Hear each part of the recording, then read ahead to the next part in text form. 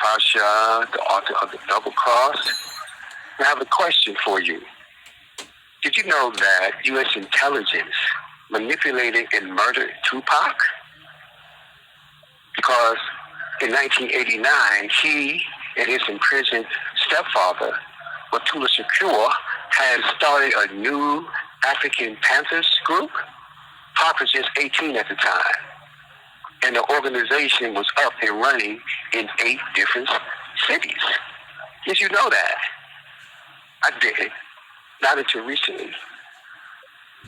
Did you wonder how Pac beat the case in Georgia, where he was shot at by 2 white undercover officers that were assaulting a young black man on the side of the road, and Pac jumped out his car to help the brother fight?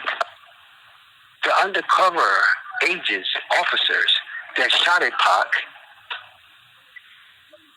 when he went to trial, it was discovered that the gun that they used had been stolen out of the police evidence room.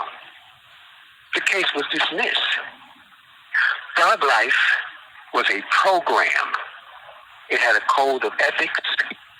Pac and Batula developed the gangster persona to appeal to the black gang members in order to politicize them. Pac was instrumental in the peace treaty between the Crips and the Bloods. Then, President George H. Bush created his own COINTEL program to target all gang peace leaders around the country. They were to be framed, put in prison, and killed. This is what happened to Pac. It was a well-orchestrated situation for black men.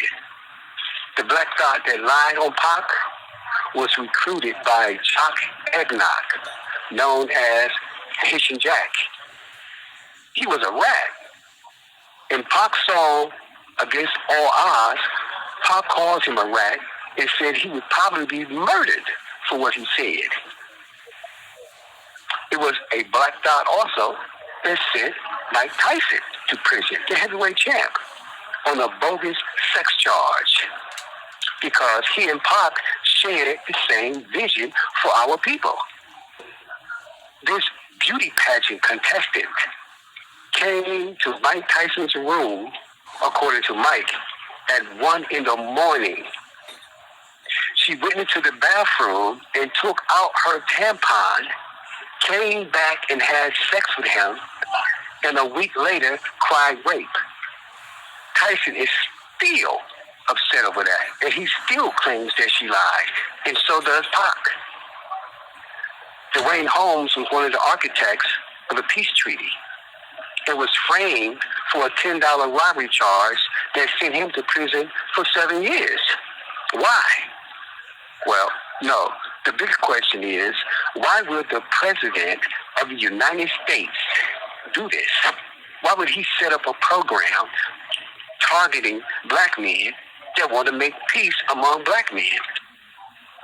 It's because the gangs are doing the job for the oppressor of destroying our young black men. They, the presidents, have created the climate for the black self-hatred. They bring the drugs and the guns into our communities for the mental destruction and the murders, while generating huge profits for themselves. Catherine Austin Fitts, a former Assistant Secretary of HUD, stated vast amounts of street drugs prop up various corporations in their stocks, owned by all the major banks, restaurants, and other companies. And these corporations and companies launder the money to increase their profits. Catherine stated that drugs are the U.S. government's and big corporations' most profitable business, both legal and illegal, for multinational corporations and big banks. Now, we know this to be true because the pharmaceutical companies are still being sued over what they've purposely done to this country with opioids. The Justice Department put drug profits, illegal drug profits, between $500 billion to $1 trillion every year. and say that the U.S. is the leading money launderer. So no, niggas, we are not going to allow you to be at peace with each other. And no, niggas, we are not going to allow you to stop murdering each other. And no, niggas, we are certainly not going to allow you to stop purchasing drugs from our agents living in your communities. This is the double cross. I say living in our communities. That's correct. How do you think they always know who to bust and when? Pac had stopped smoking, drinking, and was engaged to Quincy Jones' daughter and about to start his own record label. FBI whistleblower Wesley Rarigan, in his book, FBI Secrets and an Expose, and undercover agent, FBI agent Kevin Hackey, who worked as security for Death Row, say that they warned Pac the day before not to go to Vegas for the Tyson fight. They say that they have documents now showing that the FBI was in the motorcade to the club. Not only that, as a Marine Corps sniper myself, I know that whoever fired those shots into Pac was an expert marksman, not some dumbass gangbanger from Compton, because the shooter only hit his target, which was Pac. Had he been an untrained, like most gangbangers are, he would have hit Suge, the girl sitting across the street waiting for the bus, and the car behind and in front of Pac. We all know how they shoot. LAPD Detective Russell Poole stated that he gave his chief all this information on Pac and Biggie and was told not to investigate. Detective Poole resigned. Now, you see, when a police chief tells his detective not to do his job, then you know for sure that someone bigger than him has said so. The FBI is garbage. This goes all the way back to Hoover and the memo he sent out to his agents and police around the country in the 60s, stating that there ought to be no black messiahs in the United States. Did you know that the house niggas Earl Anthony and Elaine Brown were FBI informants used to hook Huey Newton, the leader of the Panthers, on cocaine and LSD? Elaine Brown's liaison was CIA operative Jay Kennedy, a white man. He trained her and fucked her. He stated that the Huey Newton people seen the last decade of his life was a direct result of the CIA's psychological warfare operations to ensure his demise. The CIA, FBI, and M16 murdered Jimi Hendrix. Did you know that? That was a revelation for me because I thought Jimmy had died from a heroin overdose.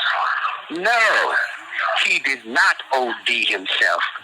Jimmy had stopped using drugs, weed. He had never used heroin after Martin Luther King was murdered and had begun doing concerts to help fund the Panthers and the anti-Vietnam effort. His manager, Mike Jeffrey, was a British M16 agent. He spiked Jimmy's drink before an anti-war concert with acid, then set him up to be busted for weed. Later, he and others murdered Jimmy by holding him down and forcing red wine down his throat until he vomited and drowned. Jimi Hendrix was drowned. He did not OD. The autopsy report stated his stomach and lungs were full of red wine, and almost none of it was in his bloodstream. The CIA murdered Janis Joplin, Kurt Cobain, and many others that stood up to the end of the war in Vietnam. Their deaths were reported as overdoses, and no one gave it a second thought because it was the times. These people were known to use drugs, so no one questioned the overdose. But no, they were murdered. The CIA was not going to allow anyone to stop the import of heroin from Vietnam into the United States. They were making billions of dollars.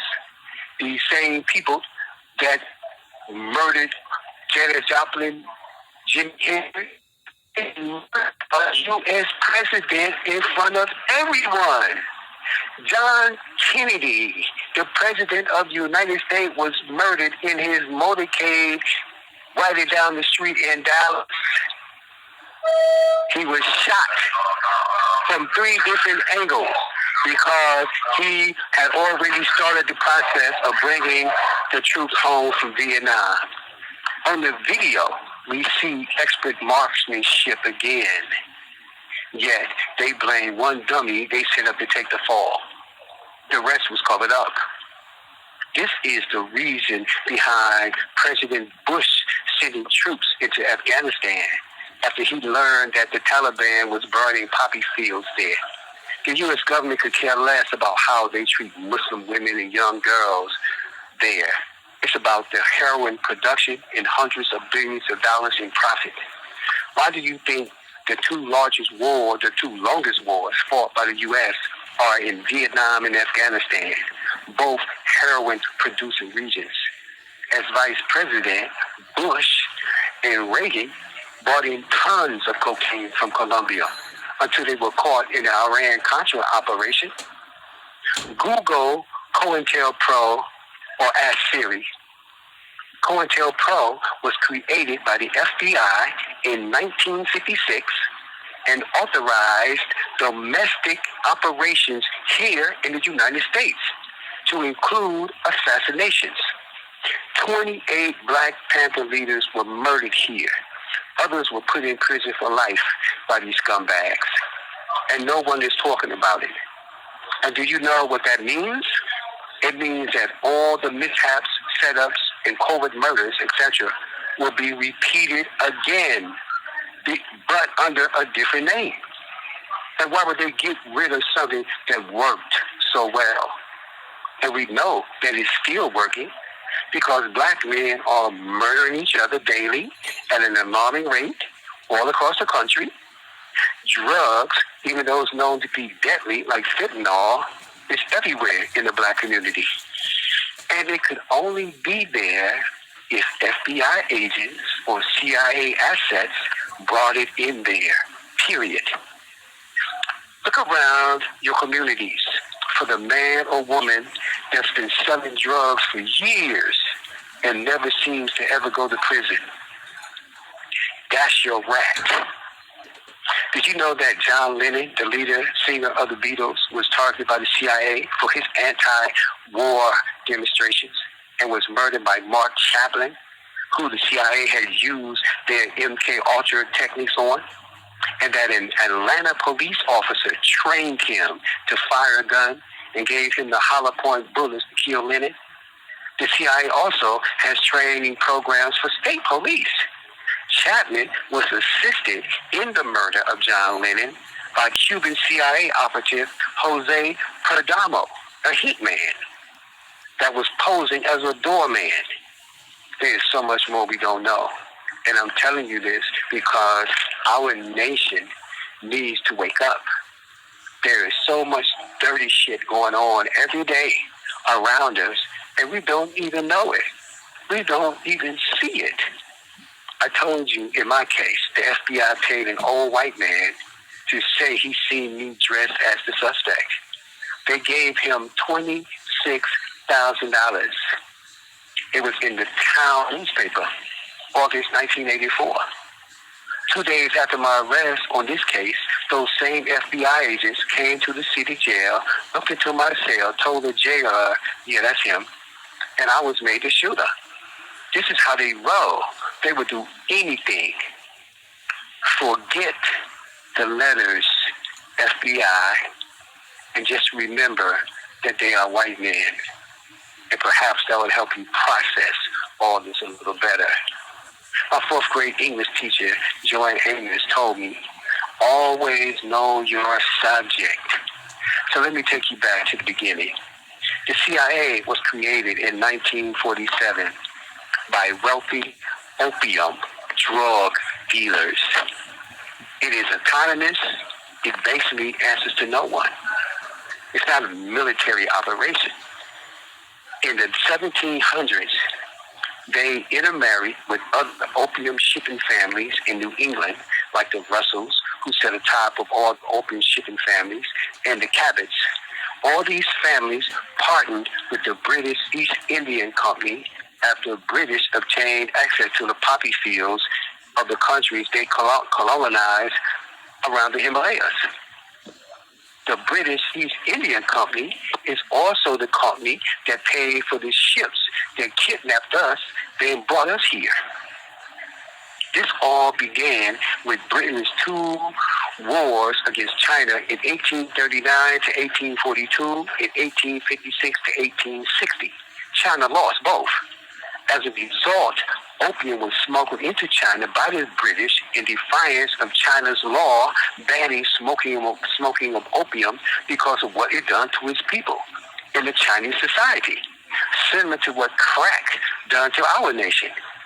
In the loss, China had to turn over all its ports to the British and accept widespread addition of its people and the separation of Hong Kong from China. The British did that. The Cabot House at Harvard, the secret society of skulls and bones at Yale, Columbia, and Princeton were all built and supported by opium dealers. The Russell Trust, John Green, and Warren Dillahay. Know this. Drug dealing is the fabric of America. Know that. Behind the fancy buildings and skyscrapers and all the banks that you see is drug money. The black neighborhood dealer is at the bottom of the pyramid. His drug dealing and arrest is used to pass stiff laws against himself. Isn't that crazy? To get white men elected as governors, mayors, prosecutors, judges, and presidents. They all campaign on putting us in prison. Is how Reagan, the Bushes, the Clintons, the Nixons got elected. That's the game. And the black man has not figured this out yet. Not knowing is why Jay-Z named his company after a racist German Jew, Rockefeller. It's the Rock. Rockefeller, along with the other three creators of the CIA, started three major programs for shaping society here and abroad. Along with the CIA, they started Operation Mockingbird, a program designed to gain vast control over people's beliefs by control of the media. And they started eugenics, the program to create a white master race. Italians, Jews, Asian, Hispanics, and blacks were considered inferior. They were to be sterilized and eliminated. You hear that, Jay-Z? It kills me when I hear black males naming themselves after races that have disdain for blacks and are known for this. And yet ignorant blacks call themselves Gotti, Capone, Bugsy, The Rock. Obviously, having dollars don't make sense. This is the double cross. Assalamu alaikum. Okay.